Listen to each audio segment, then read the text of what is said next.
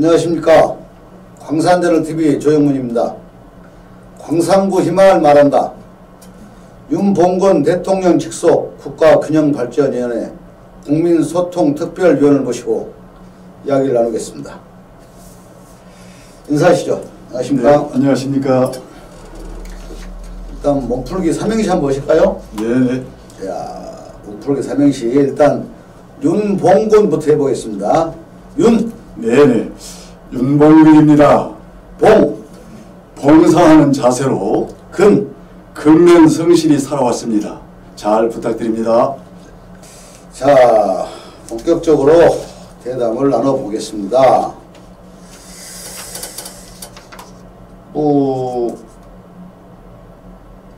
더불어민주당 중앙당 정책위원회 부의장, 대통령 직속 국가균형발전위원회 국민소통특별위원.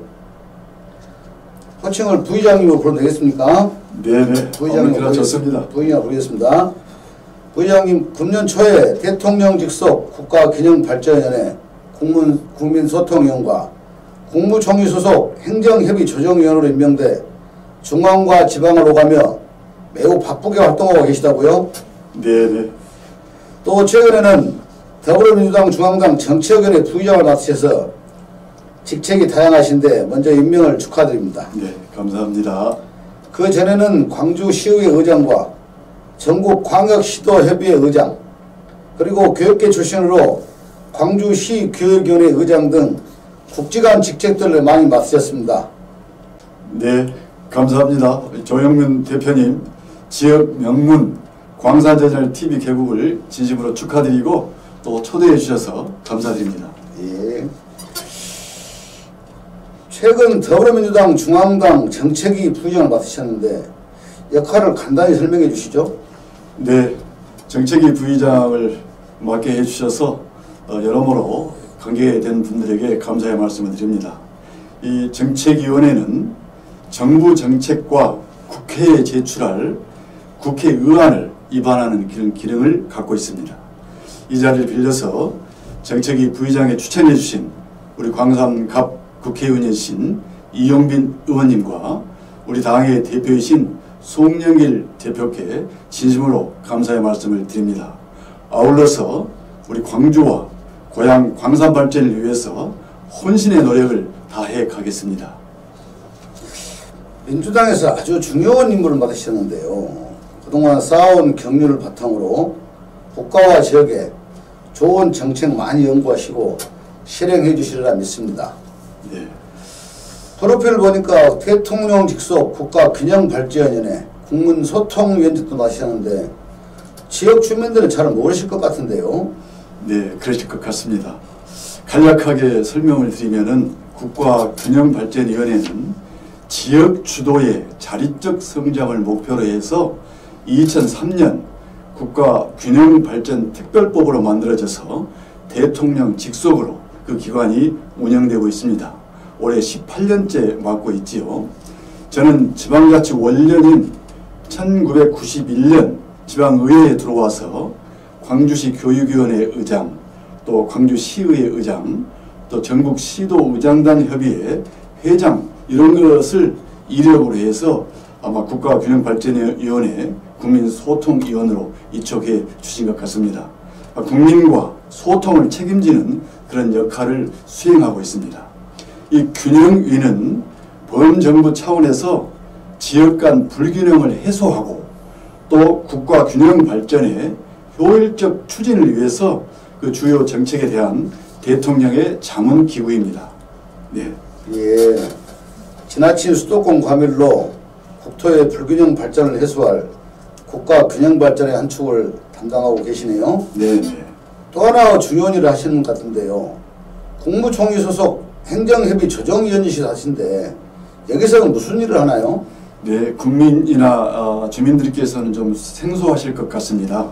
이 행정협의 조정위원회는 국무총리 소속으로 중앙행정기관과 지방자치단체가 이견이나 갈등이 있을 때 이것을 협의해서 조정해주는 그런 국가의 기관입니다. 이 위원회는 행안부 장관, 기재부 장관, 법제처장, 그리고 장관급인 국무조정실장이 당연직으로 있고요. 또 분쟁 당사자인 시도지사가 여기에 참여하고 있습니다. 그리고 저를 포함해서 4명의 민간 전문가가 참여하고 있는데요. 전국적으로 4명인데 우리 광주에 2명이 이촉됐습니다. 잘 아시겠습니다만은 광주의 여성지방변호사회 회장이신 임선숙 변호사와 제가 참여하고 있고요. 경북대학교 하예수 교수, 또 단국대학교의 이영애 교수가 민간 전문가로서 참여하고 있습니다. 이 위원회는 각계 전문가가 협의를 통해서 지자체와 중앙부처 간 행정 업무를 협의 조정하고 있습니다. 여기에 의결된 사항은 법이나 다름없이 집행되어야 하는 그런 구속력을 갖고 있어서 저희들 또한 책임이 대단히 막중합니다. 네, 행정협의조정위원회에서 결정되면 법적, 행정적 구속력을 가지고 바로 집행해야 하는 대단히 중요한 위원회인 줄 저도 이제 알았습니다. 아주 중책을 맡으셨군요. 앞으로 지역 간 또는 중앙부처와 지자체 간 갈등 해결의 실마리를 잘 풀어주실 것으로 믿습니다. 네네. 다음은 지역 현안에 대해서 몇 가지 여쭤보겠습니다. 도심 속 국가 습지 1호로 지정된 장록 습지 어떻게 활용하겠습니까? 네, 이 황룡강 장록 습지는 우리 광산구에 위치한 우리나라 1호 도심 속 국가 습지입니다. 선은지구 친수공원에서 황룡강 길 따라서 산책하기 좋은 그런 장소이지요. 국가 습지로서 중요한 생태적 가치를 가지고 있는 이 장록 습지를 보존하고 주민들이 습지를 잘 활용할 수 있는 방안을 이제는 모색할 때라 생각합니다. 예를 들면 주변에 산책로를 만들고 계절에 따라서 광산 국민만의 특색이 있는 꽃길을 조성하는 것도 하나의 방법이 될 수 있겠지요. 네네. 그럴 수 있겠구만요. 지금 작년 말부터 지금까지 쭉 가장 광주시에 이슈로 부각되고 있는 산정지구 관련 문제인데요. 부의장님 의견은 어떠신가요? 네, 엊그저께 우리 광산저널TV에서도 산정지구 관련 토론을 해서 그 영상물을 만들었는데 제가 잘 살펴봤습니다. 이 산정지구 문제는 여간 복잡한 문제가 아니죠. 지역 주민은 반대하고 있고 또 얼마 전에 저도 현장을 살펴보고 주민도 직접 만나봤습니다.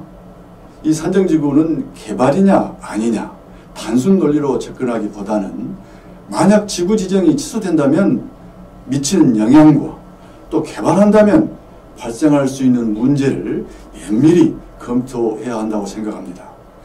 거주하는 지역 주민의 의견과 도시 개발의 필요성을 주장하는 시의 입장이 첨예하게 대립되고 있지 않습니까? 현실적으로 상당히 문제가 많습니다. 이러한 것들을 하나하나 잘 풀어가는 것이 또 필요하겠지요. 제2의 대장동에 대해서는 안 된다고 생각합니다. 네. 출산율 저하로 인구 감소 등 사회적인 문제가 심각한데 여기에 대해서 특별한 대책이 있으신가요? 네네, 아주 중요한 말씀을 해주셨습니다. 저는 평상시 출산율 문제와 또 고령화의 문제, 그리고 기후변화의 문제, 또 사회 양극화의 문제, 이런 문제는 우리가 살아가는 데 있어서 앞으로 대처해야 할 대단히 중요한 문제다 이렇게 생각합니다. 그 중에서 방금 말씀 주신 대로 출산율 문제, 이 문제도 심각한 문제 아니겠습니까? 인구 문제는 크게 저출산, 고령화 이렇게 될 수 있는데 현재 우리 광산구 통계를 보면요. 광산구는 2020년 기준으로 해서 40만 5,500여 명, 여기에는 외국인이 약 11,000여 명 포함되어 있지 않습니까? 5년 전에는 40만 약 700여 명 정도 비교하면 매년 꾸준히 인구가 증가하고 있는 추세입니다. 타 지방과 차이를 좀 보고 있죠. 타 지방에서는 인구가 감소 현상이 일어나고 있지만 우리 광산구는 꾸준히 증가하고 있다는 것이 특이한 상황입니다. 얼마 전 통계청 통계에도 보듯이 광산은 앞으로 계속 인구가 늘어날 것으로 예상되는 가운데 몇 안 되는 지자체입니다. 저출산과 고령화는 이제 피할 수 없을 것 같습니다. 이 문제를 해결하기 위해서는 각종 출산 장려 정책으로 출산율을 높이고 각종 복지를 통해서 고령화 문제를 해결해야 한다고 생각합니다. 특히 교육, 일자리, 삶의 질 등 복합적인 문제가 해결되면 저출산은 자연스럽게 해결되지 않겠습니까? 네. 잘 들었습니다. 우리 윤봉근 부의장님이 지역 현안에서 많이 밝으시고 준비를 많이 하신 것 같습니다. 마지막으로 내년 치러지는 지방선거에 광산구청장 출마설이 나오는데 출마 여부를 떠나서 광산을 잘 아는 광산 출신으로 광산 발전을 위해서 한 말씀 부탁드립니다. 네, 지금부터서 출마라는 말씀을 드리기는 좀 이르고요. 아무튼 내년에 4대 지방선거가 대통령 선거 이후에 치러지지 않습니까? 예. 시간이 다가오기 때문에 저도 그대로 이렇게 끈을 놓칠 수는 없어서 조금씩 준비를 하고 있는 그런 단계입니다. 특별히 우리 윤상호 청장께서 현재 열심히 일하고 계시기 때문에 제가 이렇게 적극적으로 구청장을 출마한다 이런 측면은 좀 어색스럽고 그렇습니다. 말씀드린 대로 차근차근 상황을 봐가면서 준비하는 그런 단계로 이해해 주시기 바랍니다. 행정가는 무엇을 할 수 있는가 보다는 무엇을 해야 하는가가 중요하다고 봅니다. 저는 광산에서 태어나서 지금까지 광산에 살아오면서 누구보다도 광산을 잘 알고 있는 그런 사람이고요. 특별히 어느 누구 못지않게 광산을 사랑합니다. 지난 세월 동안 역대 구청장님들이 지역 정치인들과 함께 우리 광산을 많이 발전시켜 왔지 않습니까? 아쉬움 또한 있는 것도 사실입니다. 이제는 4차 산업혁명과 코로나19로 인해서 과거에 경험하지 못한 새로운 미래가 우리 앞에 와 있습니다. 우리 광산은 임진왜란과 일제 치하에서는 항일운동의 본거지였으며 현재는 첨단 과학과 제조산업의 중추적인 역할을 맡고 있는 등 많은 변화를 가져왔습니다. 특별히 잘 아시겠습니다만은 우리 광산은 도농 복합도시 아닙니까? 동곡, 평동, 삼도, 벌양, 하남, 비아, 임곡 7개의 전통적인 농촌이 있습니다. 이 농촌을 잘 가꾸어 가고 우리 지역민들이 더욱더 잘 살 수 있도록 뒷받침해주는 그런 역할이 절실하게 필요합니다. 잘 아시겠습니다. 또 하나는 우리 광산 지역은 어등산이 있지 않습니까? 그리고 또 그 앞에 황룡강이 흐르고 있고 또 비행기장이 이전되면 이 평수는 248만 평입니다. 굉장히 큰 중요한 부지를 우리가 보유하고 있습니다. 그리고 금호타야의 부지, 또 평동 포사격장이 이전합니다. 여기에 74만 평이죠. 여기도 아껴둔 우리의 땅입니다. 이 한가운데 송정역이 있지 않습니까? 이제 송정역을 중심으로 해서 이 일대가 천지개벽할 수 있는 좋은 기회가 왔습니다. 우리 교육 전문가시고 또 그동안 의정활동도 오시고 여러 가지 활동하시다 보니까 또 광산구에서 지금까지 계속 나와서 선정하셨죠? 그렇죠. 예. 그러시다 보니까 광산구를 해박하게 잘 알고 계신 것 같습니다. 저희 그동안의 지방자치와 교육자치의 값진 경험과 당과 중앙정부 그리고 각종 다양한 사회활동의 이력의 경륜으로 제 고향 광산이 새로운 천년을 이어나갈 수 있도록 디딤돌이 될 수 있다면 더 이상 바랄 것이 없겠습니다. 광산저널TV 광산구 희망을 말한다. 윤봉근 대통령 직속 국가균형발전위원회 국민소통특별위원과 함께했습니다. 감사합니다. 네, 고맙습니다.